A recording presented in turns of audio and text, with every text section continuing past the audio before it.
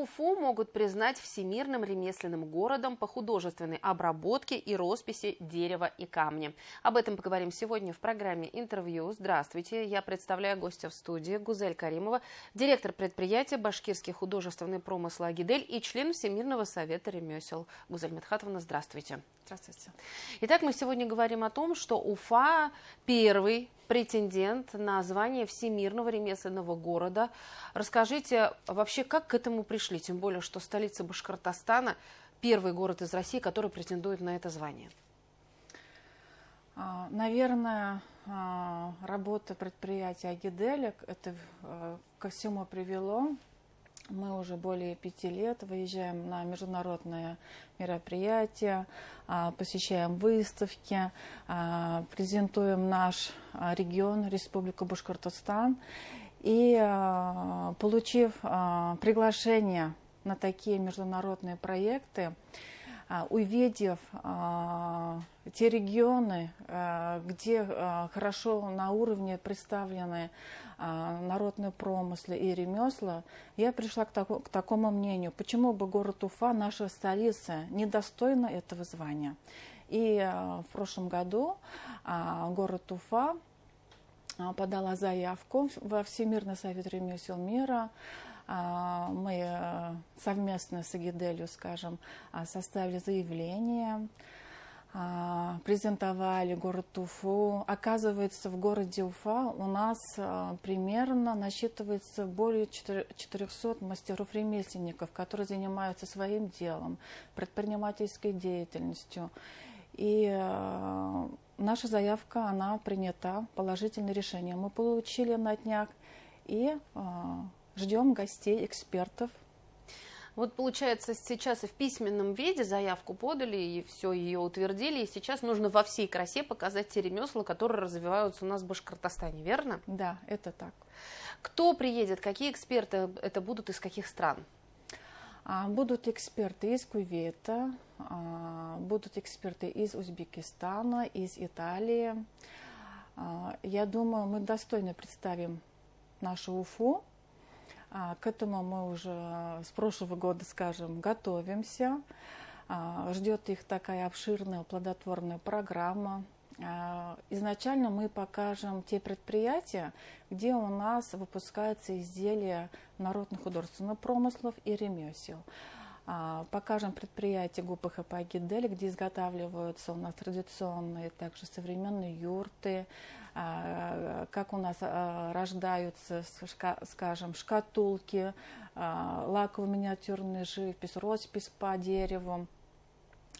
Также посетим предприятие «Артель» по камнерезаному искусству. Это, я уверенно могу сказать, единственное предприятие в Республике Башкортостан, которое работает с камнями, с яшмой. Мы с вами, готовясь к интервью, говорили о том, что рассматривается именно столица Республики Башкортостан, рассматривается именно художественная обработка и роспись дерева и камня, но сами представители именно Союза предложили, чтобы Уфа представляла еще и другие ремесла. Вот о каких видах ремесленного искусства и ремесла идет речь? Да, когда мы составляли само заявление, мы прописали наше направление, скажем, ремесла, ювелирное искусство. Наши эксперты удивлены с нашими башкирскими нагрудниками, с украшениями. Поэтому они изначально и даже хотели, что почему бы вы не идете по направлению ювелирное искусство. И увидев всю нашу красу, все наше богатство ремесла, они пришли к такому мнению, к такому выводу, что город Уфа удостоен такого звания, что по всем видам ремесла город Уфа достоин этого звания. Расскажите, что этот статус дает столице республики? Изначально автоматом, я бы сказала, да, у нас будет развиваться сам туризм. Сейчас мы говорим о креативной индустрии, о креативной экономике. Мы должны акцентироваться вот на эту часть экономики и проведение таких международных мероприятий по ремеслу, по народным промыслам. Проведение таких масштабных выставок, мероприятий, оно приведет к развитию туризма. И география этого Совета ремесел мира, она очень широкая.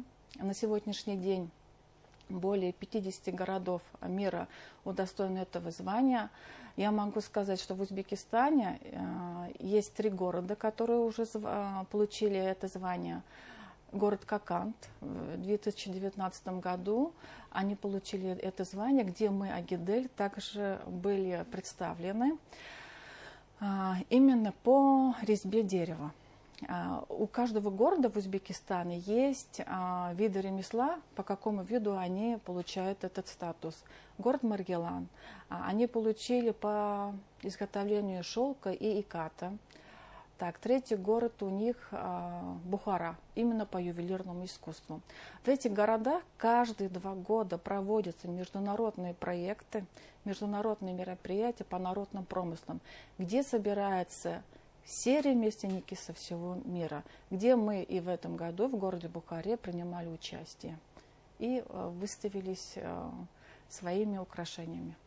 Гузель Мидхатовна, означает ли это, что вот именно статус всемирного ремесленного города как-то подстегнет и наших местных ремесленников как-то подняться уже, да, и на другой уровень?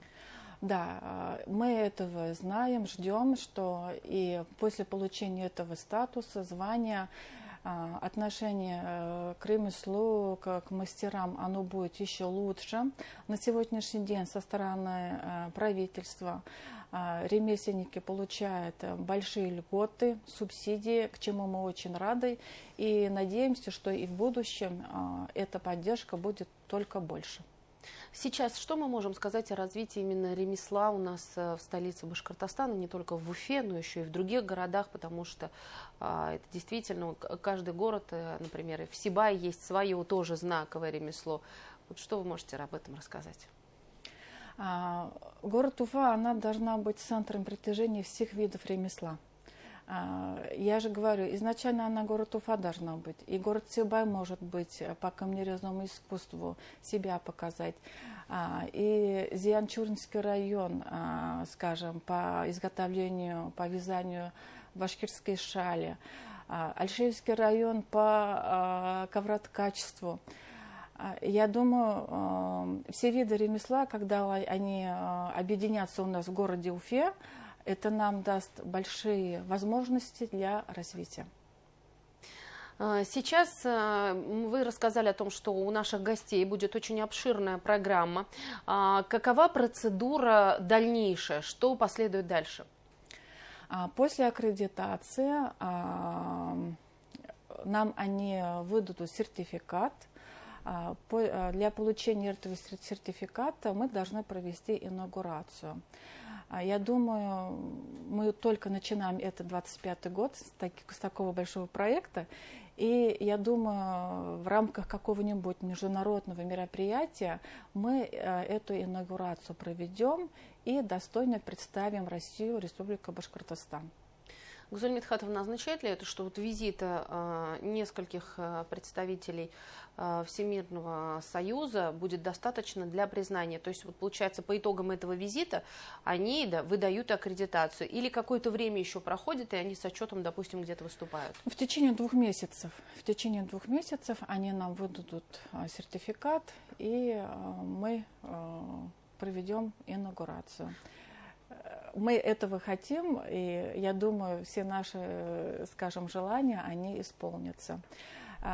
Если прийти к требованиям, то эксперты, в первую очередь, они акцентируются на те моменты, где у нас обучают к виду ремесла, где у нас, в каких колледжах, в каких учебных заведениях у нас обучают, скажем, к нашим традиционным видам ремесла Башкортостаном.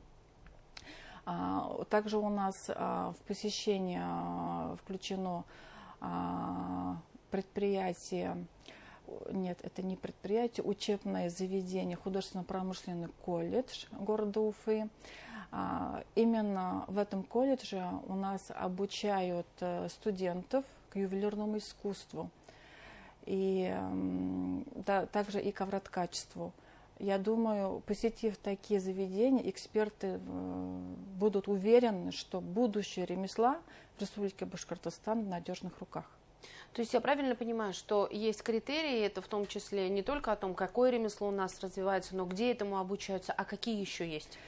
Еще какие моменты? Мы покажем торговые точки, где у нас реализуются эти изделия. Как вы знаете, в прошлом году по всей Уфе, скажем, были установлены башкирские юрты изготовления губок хапа-гидель. На сегодняшний день в этих юртах у нас разместились и занимаются торговлей наши уфимские ремесленники, к чему мы очень рады. И я могу выразить благодарность нашему руководству, мэрии города Уфы. Они очень признательны, что они получили такую возможность, и они с удовольствием на сегодняшний день,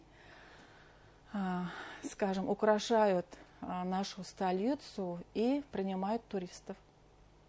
Ну, то есть шансы Уфы стать всемирным ремесленным городом практически стопроцентные? Я думаю, да. Ну что ж, будем тогда ждать решения и представителей Всемирной организации для того, чтобы уже уверенно это утверждать. Гузаль Медхатовна, спасибо огромное, что пришли сегодня к нам в студию, несмотря на то, что подготовка к проекту весьма ведется солидно, но вы пришли, рассказали. Спасибо. До свидания. Это была программа «Интервью». Спасибо, что были с нами.